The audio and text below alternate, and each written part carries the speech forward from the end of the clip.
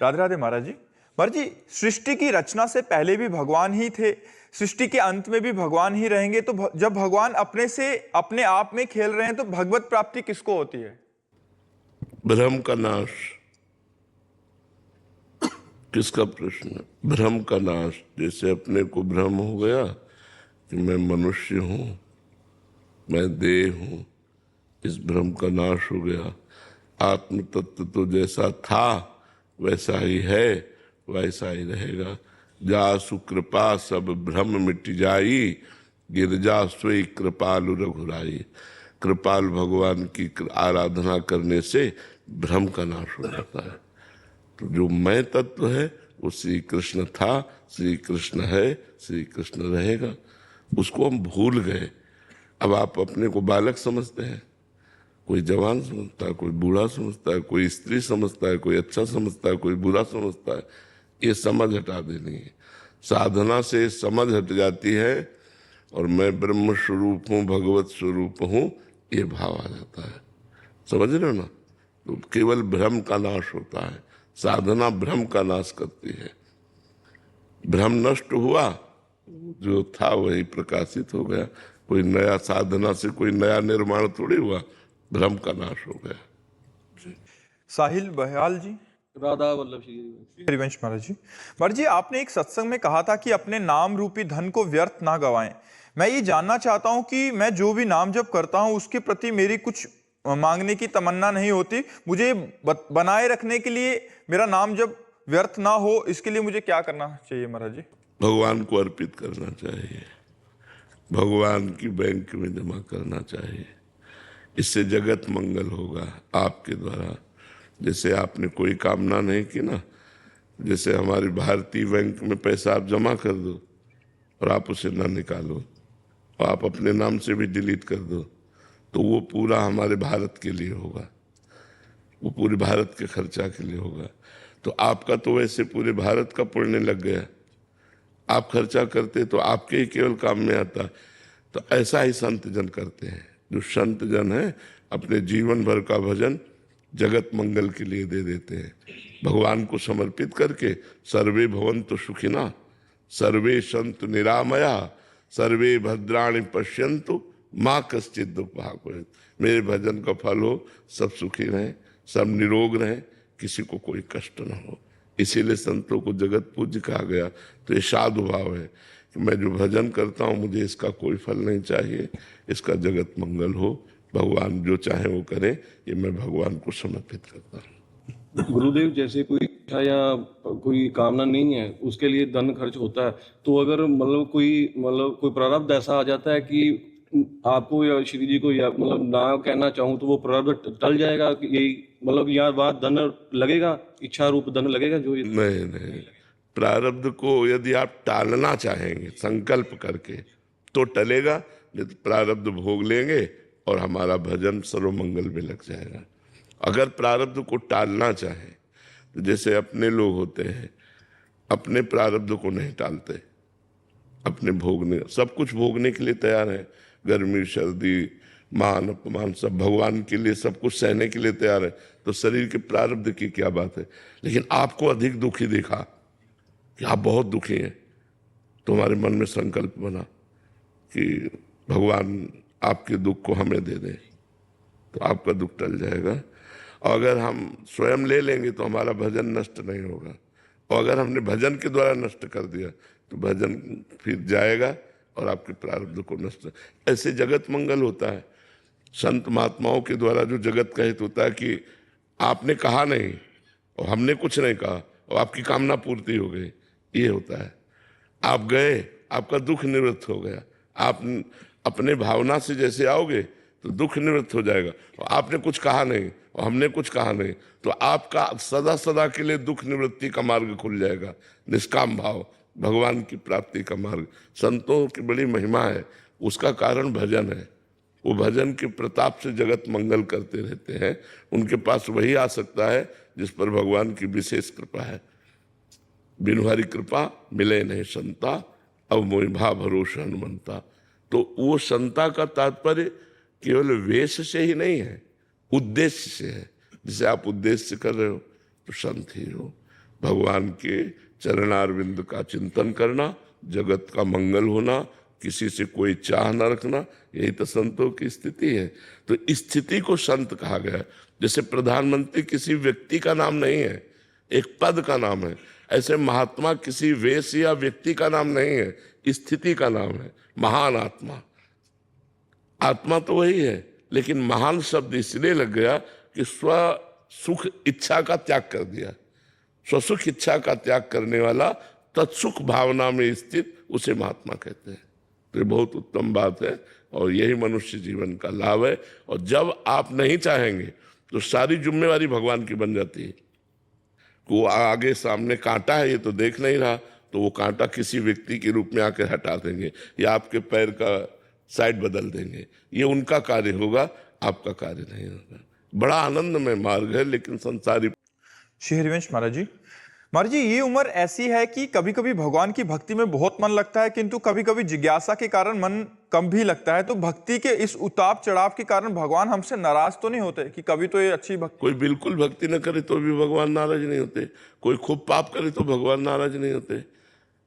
आपको बीज दे दिया गया और खेती दे दी गई, जैसा मना वैसा बो, काटना आपको पड़ेगा, काटना आपको पड़ेगा।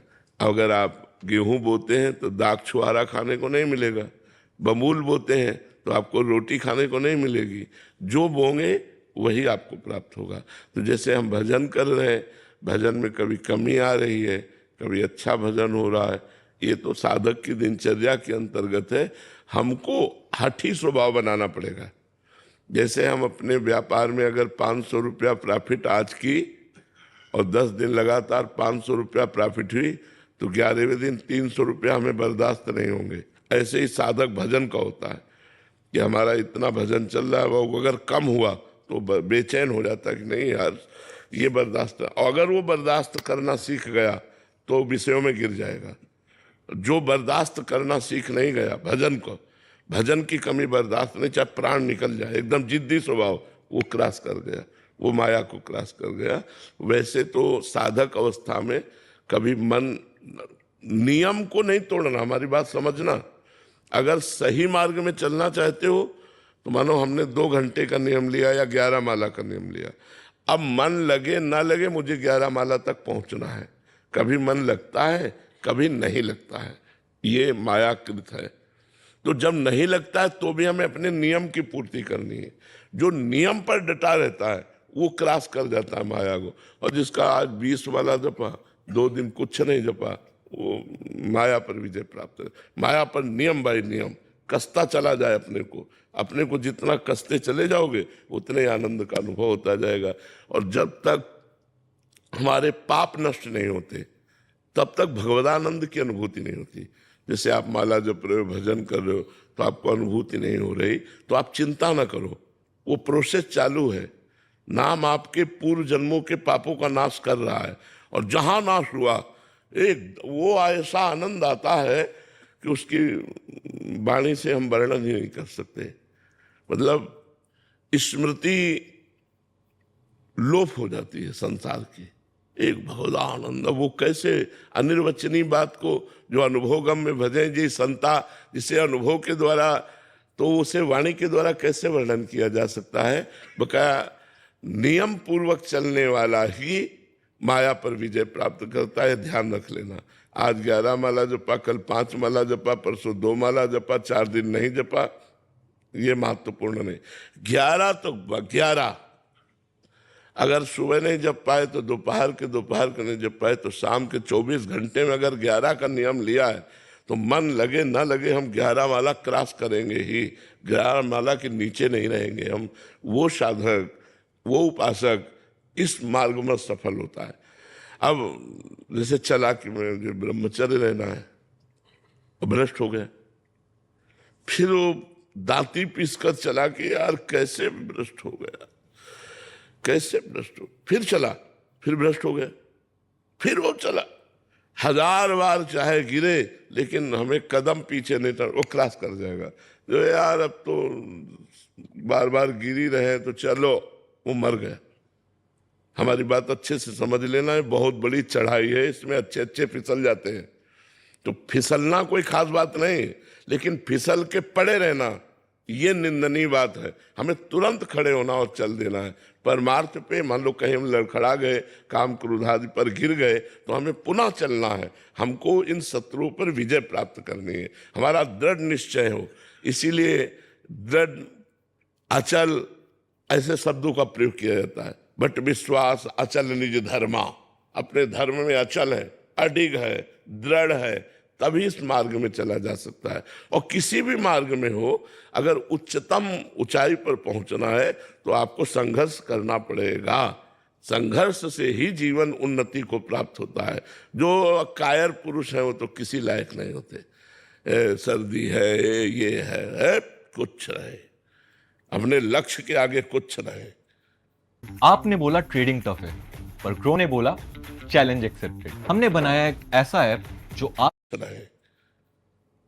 जब अब देखो ऐसी सर्दी है, 20 वर्ष त्रिकाल गंगा स्नान, 3 बजे सुबह, 9 बजे दिन में, 4 बजे शाम के, त्रिकाल स्नान गंगा के 20 वर्ष। भोजन की व्यवस्था नहीं, रहने की व्यवस्था नहीं, और कभी स्वेटर और ये शाल और ये कंबल इनका प्रयोग नहीं किया, कभी प्रयोग नहीं किया। तो हाँ, जिद्दी स्वभाव। जैसे अब भीषण सर्दी लग रही, गंगा जी में डुबकी और मारी, खड़े हो गए गंगा जी में।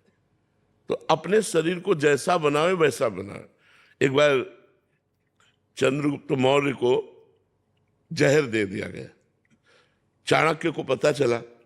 चाणक्य ने मुस्कुरा के कुछ नहीं होगा। बोले क्यों? बोले मैं वर्षों से जहर दे रहा हूं उसको। बोले मैं वर्षों से उसको जहर दे रहा हूं उसके भोजन में, उसको कुछ नहीं होगा। अभ्यास, वर्षों से उसको जहर दे करके सब पुष्ट कर दिया कि अगर तुम जहर एक खुराक दे दोगे तो कोई फर्क नहीं पड़ने वाला। तो अभ्यास योग युक्तेन चेतसा नान्यगामिना, हम ऐसा अभ्यास करें। देखो मनुष्य शरीर मिला, इसे आप जैसा बना लो वैसा बन जाएगा। श्री स्वामी अनंग बोधाश्रम जी एक हुए हैं असनी के, तो चित्रकूट में रामचरितमानस की लीलानुकरण हो रहा था। लीलानुकरण, उसमें लीलानुकरण में भगवान राम 14 वर्ष के लिए वनवास के लिए कपड़े उतार रहे थे, और वो बालक थे, स्कूल में पढ़ते थे। उन्होंने जे ही देखा कि भगवान राम के वस्त्र उतार कर वनवासी वस्त्र, तो उनका अब मैं घर नहीं जाऊंगा। संस्कारी महापुरुष थे, भाग पड़े, गंगा का किनारा पकड़ा। तो असनी है फतेहपुर जिले में, श्री स्वामी शंकरानंद जी महाराज बड़े सिद्ध महापुरुष थे। तो उनका आकर्षण हुआ, उनके पास रुके और कहा स्वामी जी मैं संन्यास लेना चाहता हूँ। बोले इतनी छोटी अवस्था में? बोले आपको प्रण करके कहता हूँ कि कभी कोई त्रुटि नहीं होगी। तो उन्होंने सब संतों से सलाह की और संन्यास, जे संन्यास दिया जाता है तो नंगे कर दिया जाता है, दिगंबर कर दिया जाता है। गंगा जी में खड़े करके सारे वस्त्र हटाकर पूछा जाता है आपका कौन? तो भगवान नारायण के सिवा कोई नहीं। बड़ा कारुणिक प्रसंग होता है उस समय संन्यास में। तो जब वो दिगंबर करके संन्यास दे के और लंगोटी देने लगे तो उनका नहीं गुरुजी, बस अब दिगंबर कर दिया तो अब अंबर धारण नहीं करेंगे, अब वस्त्र धारण नहीं करेंगे।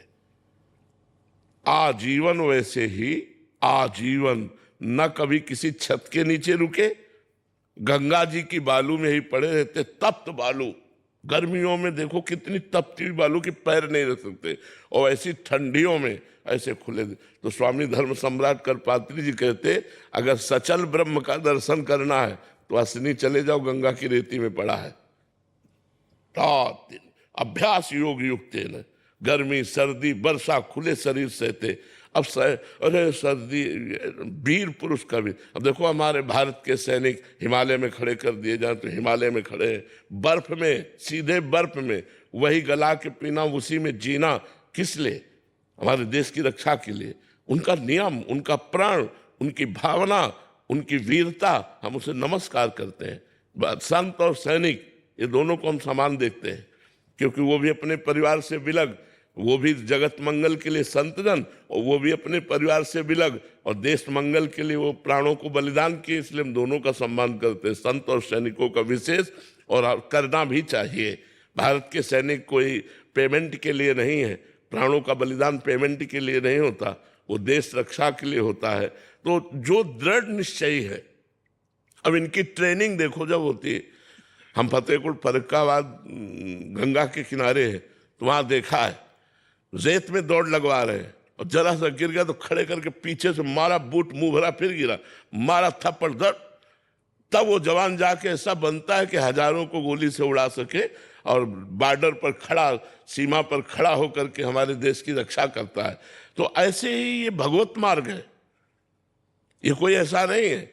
तो बिना कसाई के तो बात नहीं बनती, कसना पड़ता है, अपने को कसना पड़ता है, अपने समाज को कसना पड़ता है, तब वो हमारी समाज उन्नतिशील होती है। आज यही चीज गलत हो गई है, आज हमारे बच्चों में कसावट कम हो गई। जो नई पीढ़ी है उसमें कसावट, मनमानी आचरण कर रहे हैं तो गड़बड़ हो गया। अगर कसावट की जाए तो वही महापुरुष बन जाए, कसावट से ही महापुरुष होता है। जिस माता ने हृदय में कठोरता धारण करके अपने बच्चे को कड़े से कड़े शिक्षा और प्रकृति से लड़ना सिखा दिया, वही वीर महापुरुष बन गया। तो ये शरीर मिला है, आप इसे जैसे रख लो वैसे ये रहना सीख जाएगा। तो हमको चाहिए कि परमार्थ के नियमों में हम अपने को खरे उतारने की कोशिश करें। चूक जाए तो फिर उतारने की कोशिश करें। 100 बार चूक जाए तो हम 100 बार पीछे नहीं हटेंगे, हम एक दिन क्रॉस कर जाएंगे। ऐसा पुरुष निकल जाता है माया से। विक्रम सिंह जी, अलीगढ़ से।